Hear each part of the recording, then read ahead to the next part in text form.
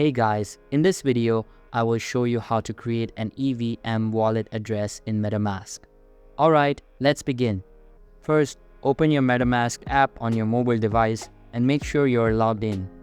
Then, look for the compass icon at the bottom right corner of your screen and tap it. This will open the in-app browser. Once the browser opens, tap the search bar or magnifying glass icon at the top and type in cdao.org. After entering the website, wait for it to load completely.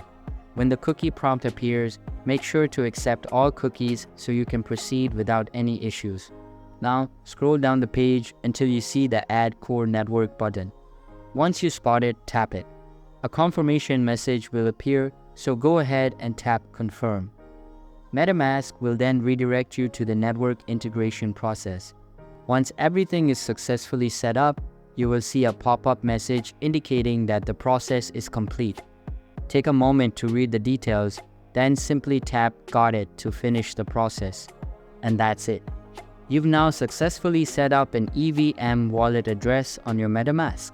So that's basically how you can create an EVM wallet address in MetaMask. And that's it for this video. If you find this helpful, consider subscribing and giving this a big thumbs up.